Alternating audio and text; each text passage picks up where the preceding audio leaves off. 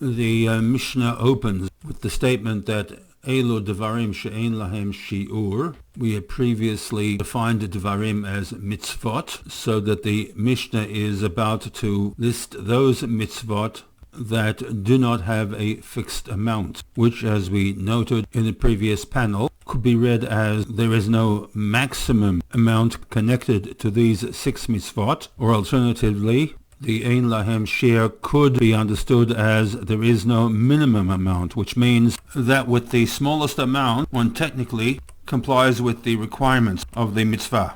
And the first of the mitzvot of the list is the mitzvah of Peyah. The raw translation of Peyah is a corner, such as peyot that hang down on both sides of the face. As we shall discover, and although Peyah translates as corner, the mitzvah does not necessarily relate to an actual corner of the field.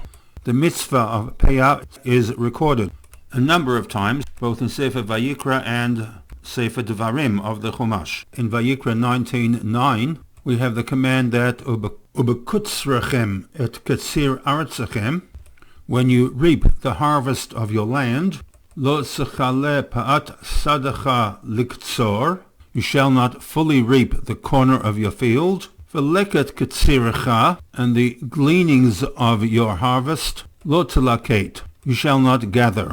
The final stanza of this pasuk refers to the prohibition against retracing one's steps in the harvesting process to pick up the wheat stalks that had escaped the bundling process. There is some added information regarding the mitzvah of Peyah found in the follow-on pasuk. The pasuk itself deals with the gleaning of grapes from the vineyard and ends with the statement that le'ani v'lager ta'azov otam, those fallen bundles of grapes should be left for the poor and the convert. Ani Hashem Elokechem, I am Hashem your God. And the understanding is that the statement of leaving the grapes also applies to the harvesting of the wheat, the peyah that has been left unharvested.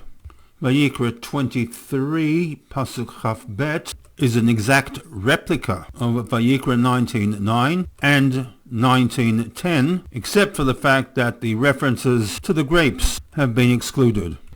In an English commentary to this Mishnah found in Sefaria, the author notes that the Mishnah declares that there is no maximum limit to Peyah.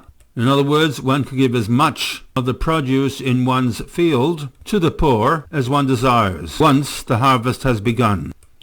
In other words, the Ein Lahem Shir with respect to Mitzvah Peyah applies a maximal limit so that one can allocate Peyah to be designated for the poor and the needy as much as the person wishes to give. The farmer can harvest a small segment and designate the rest of the field as peyah for the poor of his community. So we see that, according to this understanding, peyah is not necessarily the corner of one's field. The textual basis is Vayikra 21:22, where the Torah does not mandate an amount for the mitzvah of peyah. The Rambam in Hilchot Matnot Aniyim, Perek Aleph Halacha Tet Vav, asks rhetorically, Kama hu shiur hapeyah?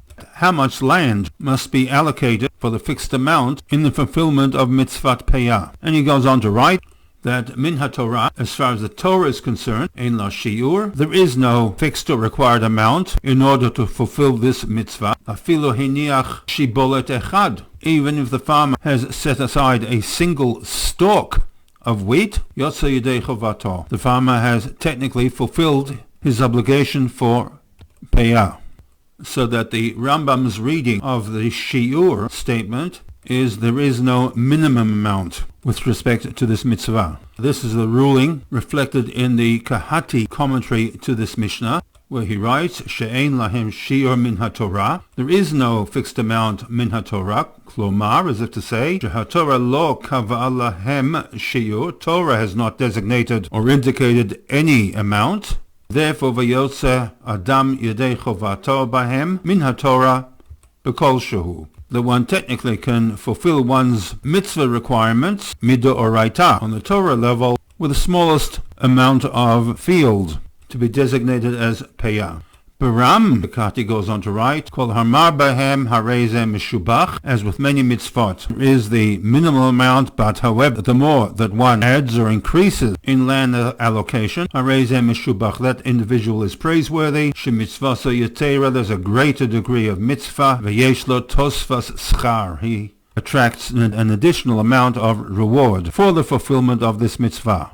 It would appear that the authors of the Siddur, with their inclusion of the Mishna of Elo Devarim She'ein Lahem Shi'ur, had a particular agenda which possibly was to indicate the importance of certain mitzvot. This seems to be the thrust, certainly with respect to Gemilot Chasadim and Talmud Torah in this segment, and a number of Chesed mitzvot in the next segment. Hence, it would be fair to assume that in highlighting the importance of these mitzvot, the definition of Ein Lahem Shir would be there is no maximum amount attached to these mitzvot. The person can give as much as he or she wishes, which would appear to be in stark contrast to the position of the Rambam, who reads a minimalist interpretation to the Ein Lahem Shir. Some speculation on my part, which involves reading some context into both positions. The Rambam is a legal document, and as such, he would be concerned with interpreting the Mishnah from a legal perspective. In other words, what will be the minimum amount required to fulfill the mitzvah of Peyah? Ein Lahem Shi'ur, therefore, would imply that there is no minimum requirement for Mitzvat Peyah. His conclusion is that because no fixed amount is mandated in the Torah, one can technically fulfill the mitzvah with the smallest amount possible. On the other hand, the authors of the Siddur, in including the Mishnah regarding these 6 mitzvot, had a particular agenda in terms of social responsibility, watching out for the unfortunate and the poor, and hence the understanding of the Ein Lahem Shi'ur requirement would be interpreted on the maximum level, that this is a mitzvah that is so important that one can allocate as much of his or her possessions to the poor and the unfortunate as one wishes.